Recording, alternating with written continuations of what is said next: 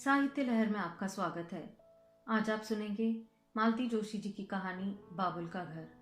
आइए कहानी सुनते हैं। खाना खाकर थोड़ा लेटने का मन बना ही रही थी कि तीनों पास आकर बैठ गई। नवीन की बहू ने मेरे लिए पान लगाते हुए शिकायत की, इकलौती बहन की शादी है और आपने आते आते इतनी देर लगा दी दीदी। पता है, हमारा प्लान तो आपके साथ शॉपिंग करने का था। आपकी चॉइस से सामान खरीदते तो थोड़ा मजा भी आता। अब तो जैसी भी समझ में आया हम ले आए हैं, आप कुछ कहिएगा नहीं। आपके भाई तो कार्ड ही छपाने के लिए राजी नहीं थे। विपिन की बहू ने सुर में सुर मिलाया। बोले कि दीदी डिजाइन तय करेगी तभी छपेंगे। वे तो इन लोगों ने जिद की तो छप भी गए। अच्छा ही हुआ ना, सचिन की बहू बोली।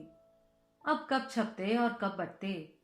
एक तो आप इतनी देर से आई और 100 भी अकेले। हमने तो सोचा था कि खास खास घरों में आपको और जीजाजी को भेजेंगे। अम्मा बगल ही में लेटी हुई थी। छोटी की बात सुनी तो एकदम डपट दिया। निमंत्रण बांटने के लिए अब घर के दामाद ही रह गए हैं क्या? दामाद हुए तो क्या हुआ, घर के बड़े भी तो हैं। छोटी ने मस्का लगाया, पर अम्मा जरा भी न पिघली।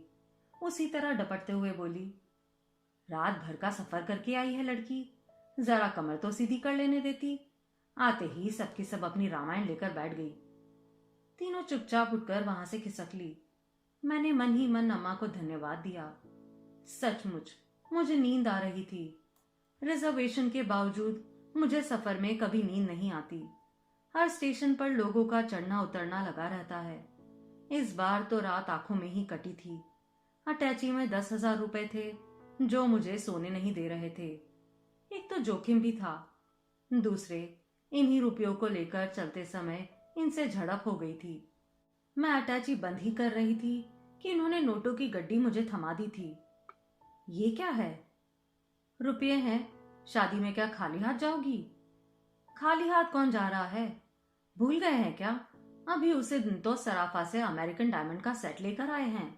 2 साड़ियां भी तो दे रही हूं, एक बनारसी एक चंदेरी। वह तो सुमन के लिए है, यह तो मैं विपिन के लिए दे रहा हूं। छोटी बहन की शादी में तुम्हारा भी तो कुछ योगदान होना चाहिए। उनकी बात सुनकर मुझे तो जैसे आग लग गई। गाड़ी छूटने का डर नहीं होता तो पता नहीं कितनी देर तक चकचक होती रहती। गाड़ी चलने के बाद भी मैं कितनी देर तक भुनभुनाती रही। दरअसल मेरा यह गुस्सा उन पर नहीं बल्कि अपने ही घर वालों पर था। जब से शादी हुई है दोनों हाथों से लुटाती ही आ रही हूँ, पर जब से सुमी की शादी की बात चली है मन जैसे अंगारों पर लौटता रहता है। भाइयों के पत्रों से शादी की तैयारियों की सूचना मिलती रही और मेरा मन बरबस 25 साल पीछे लौट जाता है। एक मेरी भी शादी हुई थी, वही आंगन में 4 खंबे गाड़कर मंडप बना लिया था। मोहल्ले की एक पुरानी धर्मशाला में बारात टिका दी गई थी। पत्तलों पर सबको खाना खिलाकर विदा कर दिया था। कार्ड्स वार्ड्स का तो चक्कर ही नहीं था, बस सबको कायदे से पीली चिट्ठी भेज दी गई थी। अब तो बड़े खूबसूरत कार्ड्स छपे हैं, अंग्रेजी के अलग हिंदी के अलग। स्थानीय लोग हैं, फिर भी उनके लिए होटल में कमरे बुक किए गए हैं। शादी के लिए हॉल किराए पर लिया गया है। बकायदा रिसेप्शन के कार्ड्स अलग से लगाए गए हैं। उन लोगों की कोई मांग नहीं है, बस चाहते हैं कि शादी ठीक से हो।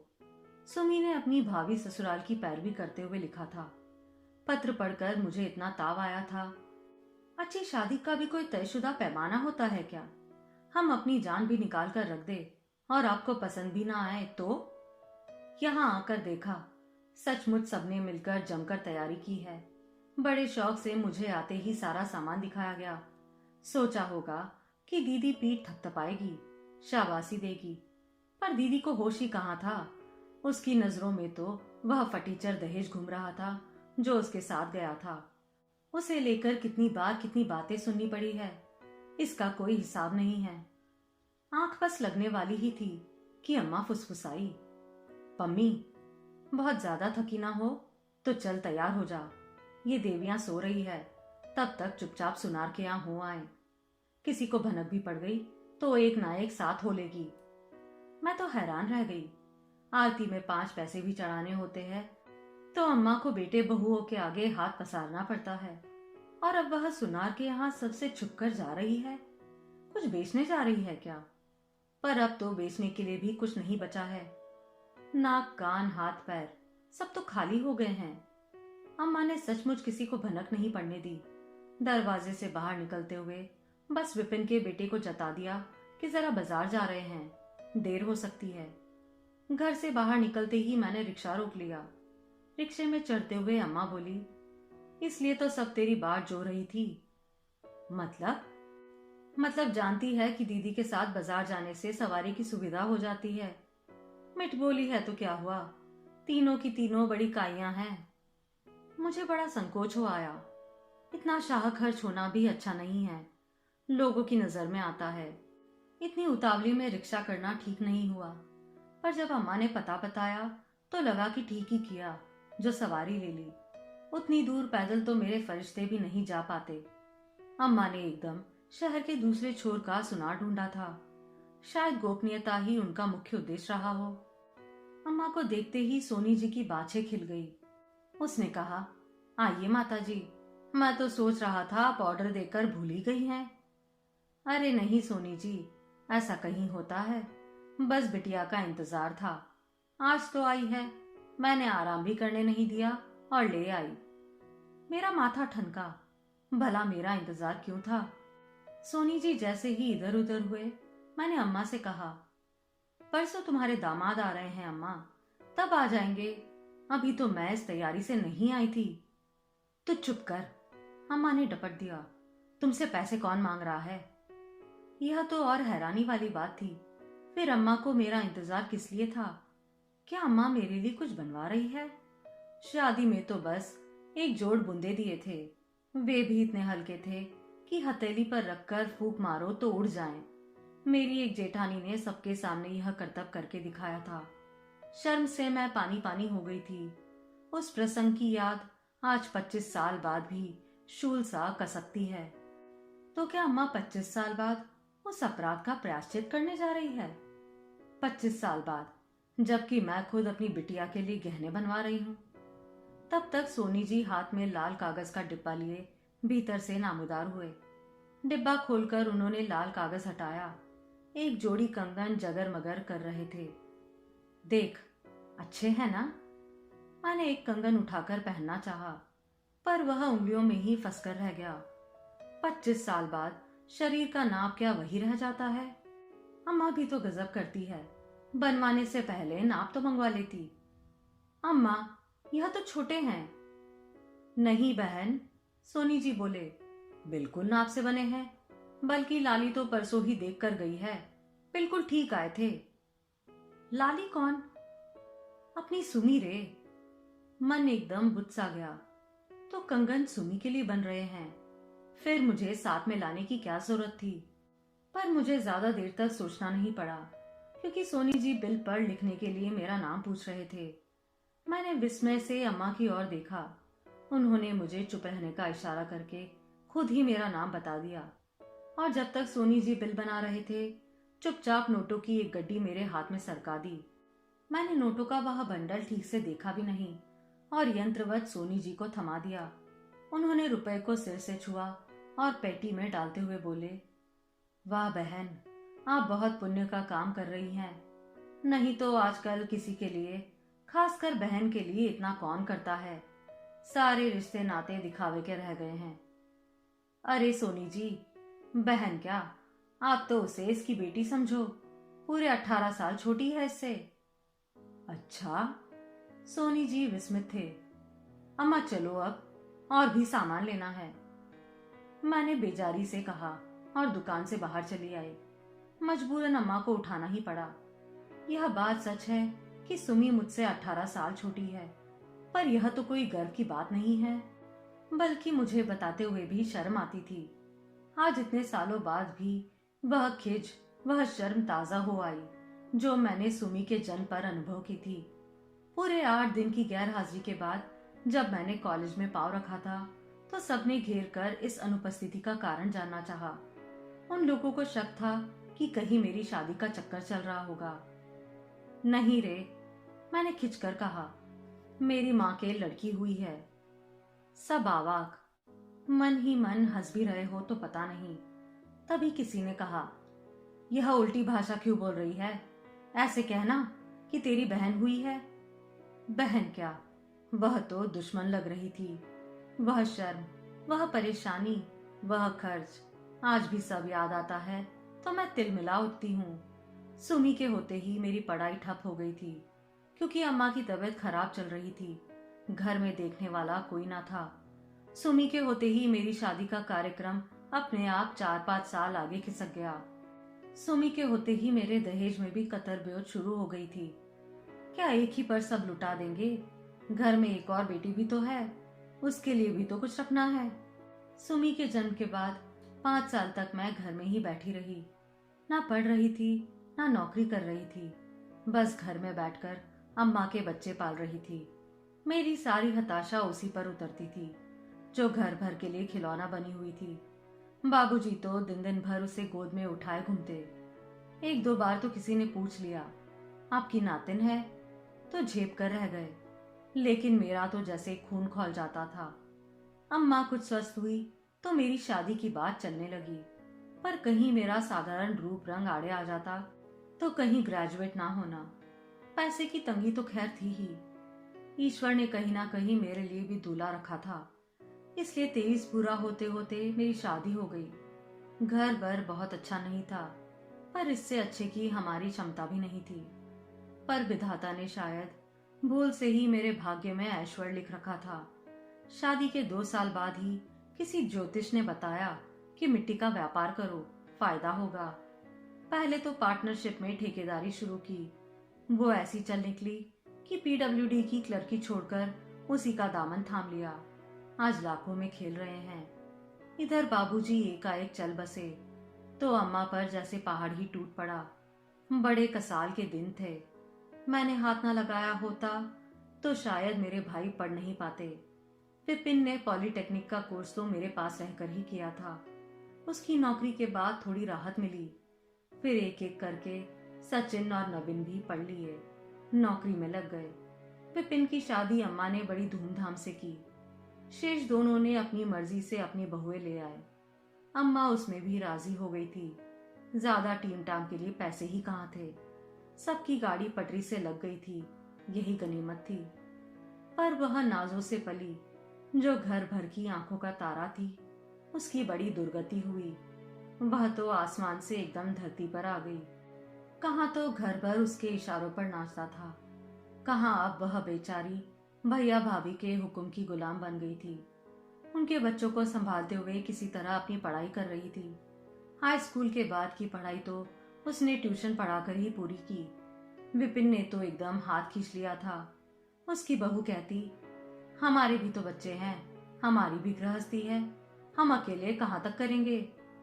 दूसरी दोनों कहती, इस घर ने हमें दिया ही क्या है जो हमसे आशा की जा रही है। बीए के बाद सुमी ने जो नौकरी शुरू की वह अब तक जारी है। बीच बीच में परीक्षाएं भी देती रही। मैं जब भी जाती अम्मा कहती, पम्मी इसके लिए कोई अच्छा सा लड़का ढूंढ दे, नहीं तो मैं शांति से मर भी नहीं पाऊंगी। पर अच्छे लड़के क्या सड़क पर पड़े मिल जाते हैं, उसके लिए दाम लगाना पड़ता है। पम्मी बेचारी क्या करे, कहाँ तक करे। उसकी अपनी लड़की भी तो सयानी हो रही थी। मैं सोच रही थी, लेकिन विधाता सबका ध्यान रखते हैं। जैसे मेरे लिए उन्होंने दूल्हा रख छोड़ा था, सुमी के लिए भी वर तय किया था। पिछले वर्ष ही सुमी की यहाँ नई नियुक्ति हुई। मिसेस गोपाल दास सुमी पर ऐसी लट्टू हुई कि अपने भाई के लिए उसका रिश्ता मांग लिया। अब तो पूरा परिवार उस पर जान छिड़कता है। सुमी सचमुच भाग्यवान है। पम्मी, तू क्या सोचने लग गई? सोच रही थी तुम्हारी एकाएक यह लॉटरी कैसे लग गई। लॉटरी लगती तो तुम्हें पता नहीं चलता। फिर ये इतने सारे पैसे कहाँ से पा गई तुम? मैं कहाँ से पाऊंगी, सुमी के हैं, उसी ने जोड़े थे तो उसी के नाम से खरीदती ना। मेरा नाम बीच में घसीटने की क्या जरूरत थी। अरे चोरी से जोड़े हैं, तनख्वाह तो पूरी बड़की झपट लेती थी। 5 पैसे भी बढ़ोतरी होती तो सबसे पहले उसे खबर लग जाती। फिर ये रकम बड़े गोरख धंधे करके जोड़े हैं। रात रात भर जागकर कुंजियां लिखी थी, दूसरों की नोटबुक्स टाइप करी थी, खाली घंटों में ट्यूशन पढ़ाई थी। कहती, अम्मा ये सब मैं तुम्हारे लिए कर रही हूँ। किसी दिन मेरी शादी हो जाएगी तो तुम पाई पाई को तरस जाओगी। ठीक ही तो कह रही थी, और तुमने उसकी गाड़ी कमाई एक ही दिन में खर्च कर दी। किसी तीसरे के लिए तो नहीं की, उसका पैसा उसी के लिए लगा रही हूँ। पर तुम तो कंगाल हो गई ना। मैं तो हमेशा से ही कंगाल थी रे। अब बुढ़ापे में अमीरी का स्वांग कहाँ से पालूंगी। 3 बेटे हैं, 12 महीने ना रख पाए तो 4-4 महीने सबके पास रह लूंगी। रही सही कट ही जाएगी। बुढ़ापे में बेटी की कमाई का बोझ क्यों लूं। फिर भी अम्मा, पैसे में बड़ी ताकत होती है। जानती हूँ रे, अगर इन लोगों ने उसके लिए सोने का एक छल्ला भी बनवा दिया होता तो मैं सब्र कर लेती, पर तीनों के तीनों मुकर गए। शादी का खर्च कौन कर रहा है? बड़ी देर से मन में यह प्रश्न उठ रहा था, सो पूछ ही लिया। यही तीनों कर रहे हैं। मैंने कहा था कि बहन तीनों की है, खर्च आपस में बांट लो। तो दोनों छोटे बोले कि सुमी की सारी तनख्वाह तो बड़े भैया लेते हैं, शादी का खर्च भी उन्हीं को करना चाहिए। हमसे जो बन पड़ेगा हम करेंगे। सचिन ने कपड़े लत्ते का भार उठाया है, नवीन ने फर्नीचर वगैरह बनवाया है, बाकी सारा विपिन कर रहा है। छोटों की तो दोनों बीवियां कमाऊ है, विपिन बेचारा तो अकेला पड़ जाता है। सुमी की शादी के बाद तो और भी अकेला पड़ जाएगा। फिर भी अम्मा, तुम्हें इतनी उठापटक करने की जरूरत नहीं थी। उन लोगों ने तो कह दिया था कि 5 कपड़ों में भी लड़की विदा कर दीजिए। उनके कहने से ही हो जाता है क्या? ससुराल में नाक तो उसकी नीची होगी, बोल कुबोल तो उसे झेलने पड़ेंगे। और कौन सा मैं उस पर एहसान कर रही हूँ, उसकी कमाई उसी पर लुटा रही हूँ बस। पिछले 10-12 साल से कमा कर दे रही है, कभी अपनी पसंद की एक साड़ी भी नहीं खरीदी।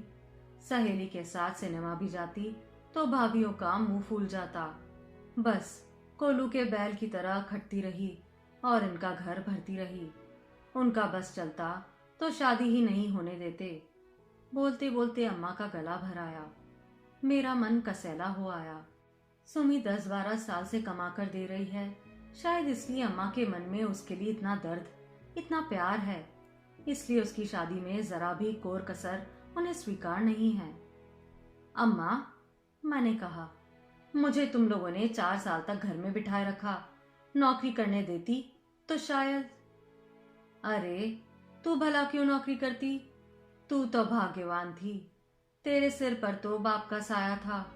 तुझे भला किस चीज की कमी थी? अब कोई मुझसे पूछे कि किस चीज की कमी नहीं थी, पर अम्मा से यह सब कहना बेकार था। वह कभी नहीं समझेगी, और अब इतने सालों बाद तो कहने का मतलब भी क्या था। घर में पाँव देते ही अम्मा ने मेरी दानवीरता का बखान करते हुए कंगनों का प्रदर्शन कर डाला। मेरी जय जयकार करना ही बाकी रह गया था। इस बहाने शायद वह अपने बेटों के निकम्मेपन पर चोट करना चाहती हो, पर संकोच के मारे मेरा दम घुटने लगा। कपड़े बदलने के बहाने मैं वहां से उठ आई। पीठ फेरते ही सुनाई पड़ा, नंबर 2 की कमाई है, इसलिए झमाझम बरस रही है। दूसरा स्वर उभरा, नंबर 2 की कमाई हो या 3 की, बहन पर ही तो बरस रही है। भाई भतीजों को तो कभी एक चांदी का छल्ला भी नसीब नहीं हुआ।